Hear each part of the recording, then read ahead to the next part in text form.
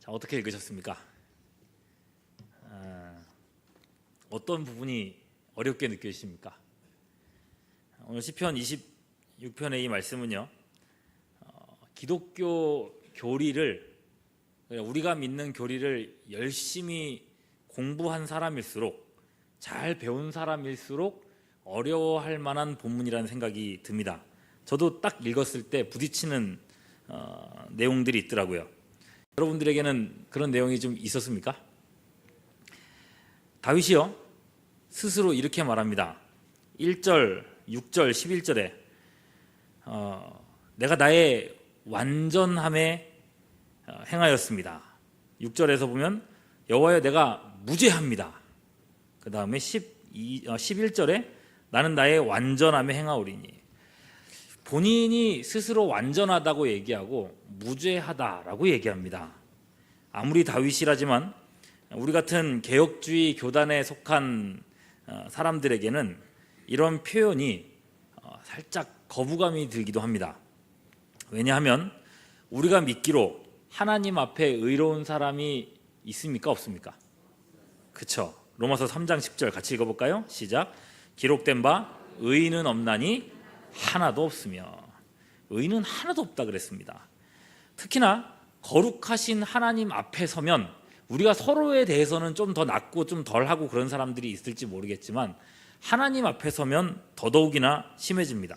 이사야 64장 6절 무릇 우리는 다 부정한 자 같아서 우리의 의는 다 더러운 옷 같으며 우리는 다 잎사귀같이 시들므로 우리의 죄악이 바람같이 우리를 몰아가나이다. 예수님을 믿고 칭의, 그러니까 의롭다함을 받은 후에도 마찬가지입니다. 심지어 평생 복음만을 위해서 수고하며 살아갔던 바울을 보십시오.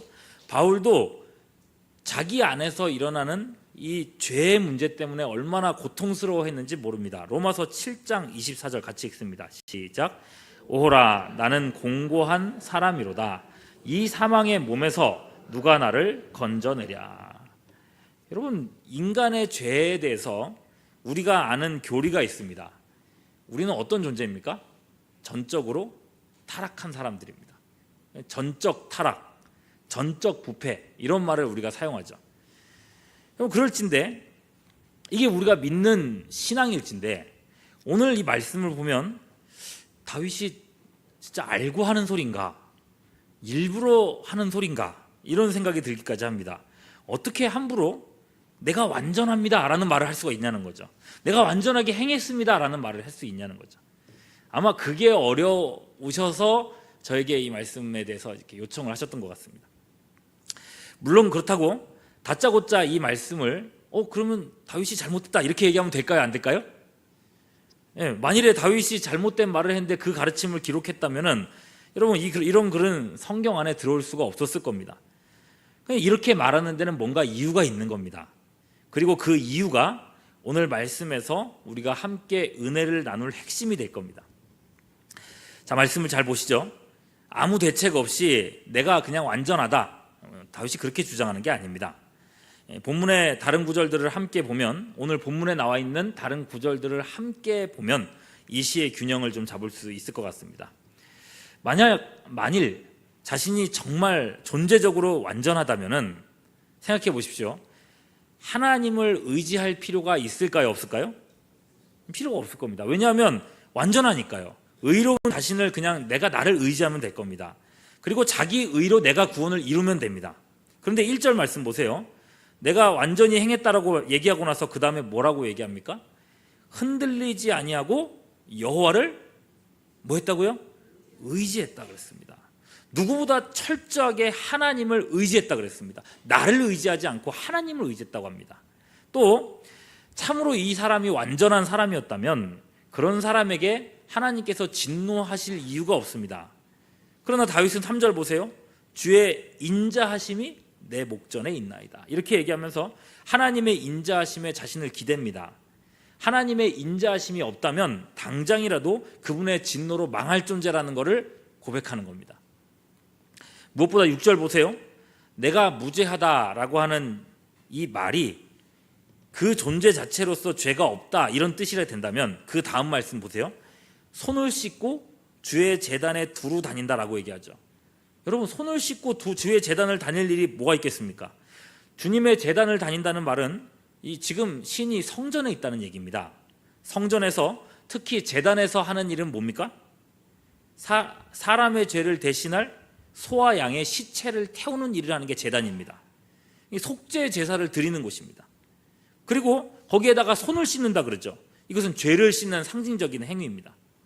그러니 이 모든 행동은 다윗이 자신을 하나님 앞에 죄인으로 확실하게 인식하고 있다는 의미가 되는 겁니다.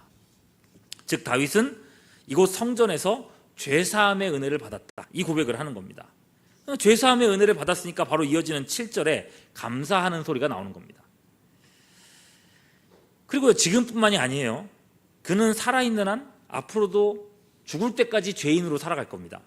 죄가 관영한 세상 속에서 죄인으로 살고 있으니 죄사함의 은혜는 평생 그에게 필요합니다.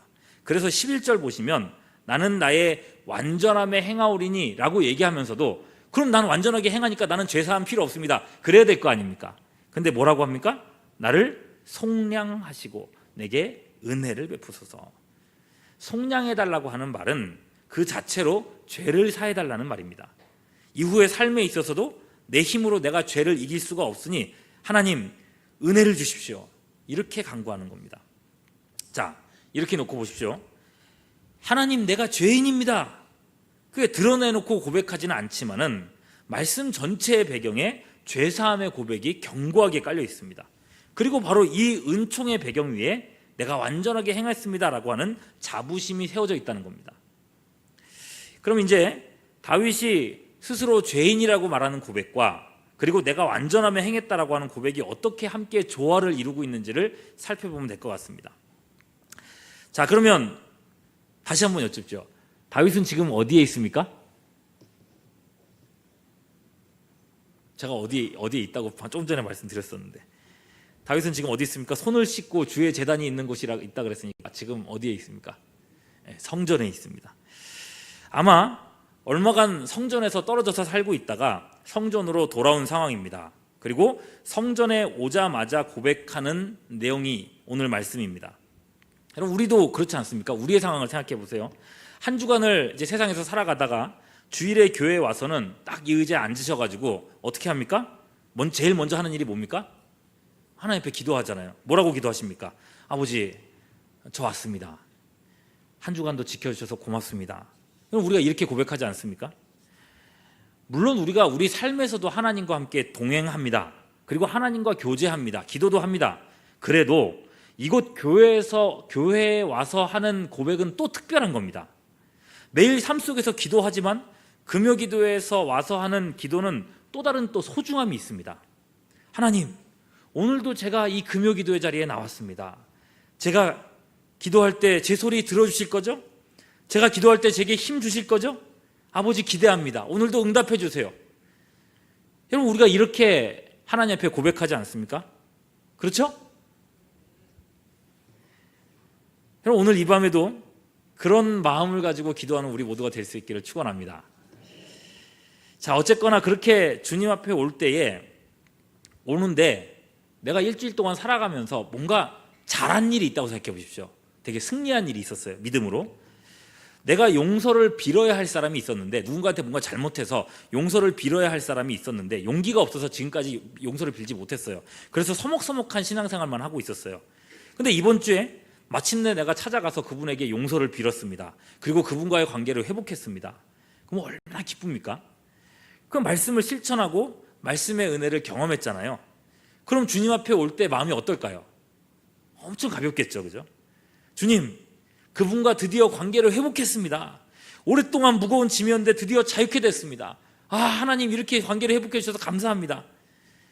그리고 뭐라 그러겠어요? 하나님 앞에서? 그런 고백을 할 때 마음에 어떤 마음이 있겠습니까? 하나님 앞에서요? 아버지, 저 잘했죠? 이런 생각이 안 들겠습니까? 여러분, 이 자부심이 드는 거예요. 6대1 운동을 시작한 지가 벌써 반년입니다. 나도 이제 전도를 해야 될 텐데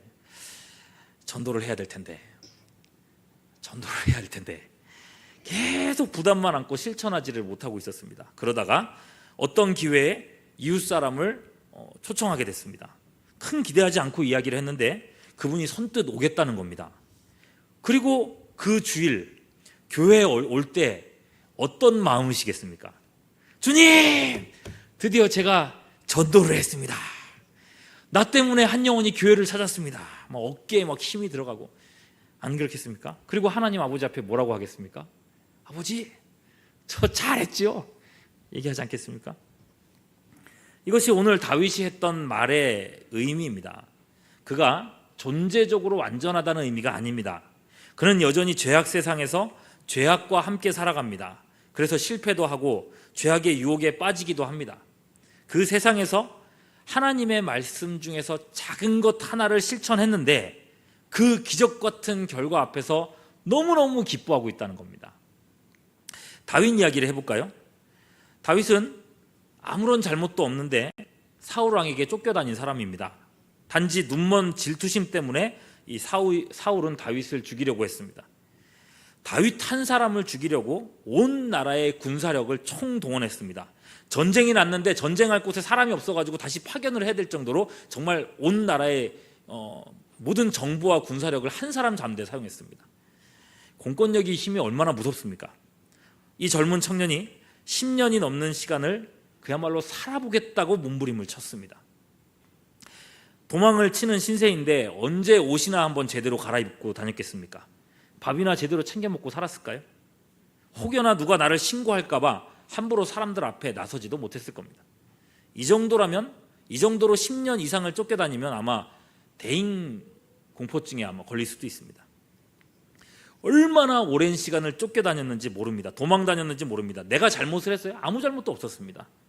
그러니 여러분, 사울이 얼마나 밉겠습니까? 여러분이 이런 일을 당한다면 여러분은 사울을 어떻게 하고 싶으시겠습니까? 솔직히 얘기해 보십시오. 제가 대신 말씀드릴까요? 죽이고 싶지 않겠습니까? 정말 죽이고 싶도록 밉지 않겠습니까? 그런데 그러던 어느 날 복수의 기회가 찾아옵니다. 그야말로 하늘이 주신 기회입니다. 그냥 너 찔러! 라고 그냥 하나님께서 대놓고 주신 기회인 것 같습니다. 사울이 다윗이 숨어있는 동굴에 들어왔습니다. 근데 그것도 혼자서 들어왔어요. 그리고 다윗이 숨어있는 곳까지 들어오지 않고 그 입구 어간에서 쉬더니 잠든 겁니다. 다윗으로서는 이제 평생의 원수를 갚고 어쩌면 도망 생활을 끝낼 수도 있는 두 번도 없을 기회입니다. 그럼 어떻게 해야 돼요?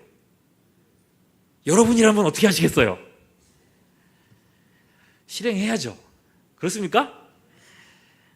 여러분, 그 정도로 당했는데, 내 인생 10년을 그렇게 망가뜨린 사람인데, 여러분, 이 정도로 당했다면 누구도 다윗을 탓하지 않았을 겁니다. 아니, 다윗이 그랬을 거예요. 아, 그래, 하나님이 주신 기회야. 내가 이 사울을 지금 죽여도 하나님은 인정해 주실 거야. 이렇게 자기 위안을 삼으면서 복수를 실행했을지도 모릅니다. 그런데 다윗은 눈앞에 사울을 내버려 둡니다. 다시 없을 기회를 날려버립니다. 이유는 오직 한 가지입니다. 하나님이 친히 기름 부어 세워주신 왕을 내 손으로 칠 수 없다는 것입니다. 여러분, 그렇게 너무나도 힘든 결정을 그 동굴 속에서 내렸습니다. 그리고 덕분에 더 오랜 시간 동안을 도망자 신세로 지내야만 했습니다. 도망다니면서 얼마나 후회를 했을까요? 그때 했어야 되는데. 훗날에 하나님께서 친히 사울을 심판하시고 다윗이 왕위에 올랐습니다. 그리고 꿈에도 그리던 성전에 들어갔습니다. 다윗이 이 사건을 기억합니다. 이 성전에서요. 다윗이 하나님 앞에 하고 싶은 말이 뭘까요? 하나님, 제가 저의 완전함에 행했습니다. 그 한 가지 일을 가지고 얘기를 하고 있는 거예요. 다시 말씀드리지만 다윗이 죄인이 아니다, 이 말씀드리는 게 아닙니다. 다윗은 여기에 있는 우리들 중 누구보다 자신이 죄인이라는 것을 뼈저리게 아는 사람입니다. 여러분, 내가 갓난아기 때부터도 죄덩어리였습니다 라고 고백하는 사람들 많지 않을 겁니다. 근데 시편 51편 5절에서 다윗은 뭐라고 얘기합니까? 내가 죄악 중에서 출생하였으며 어머니가 죄 중에서 나를 잉태하였나이다.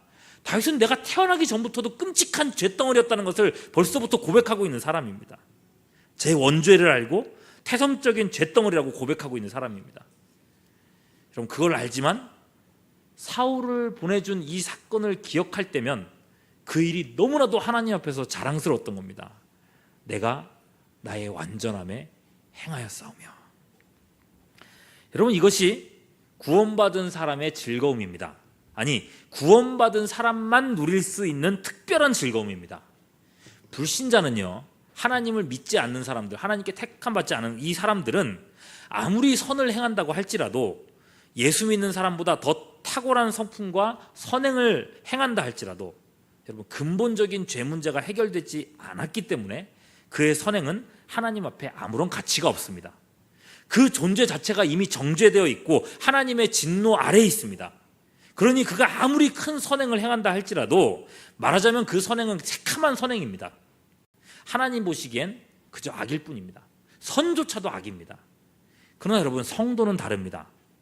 그의 죄는 십자가 보혈로 이미 하나님 앞에 가리워졌습니다. 그 사람은 거듭났고 이미 하나님의 자녀입니다. 뭐라고요? 자녀입니다. 자녀라고요. 여러분, 남의 자식 생각해 보십시오. 남의 자식이 태어난 그 애가 자랐는데 영재래요.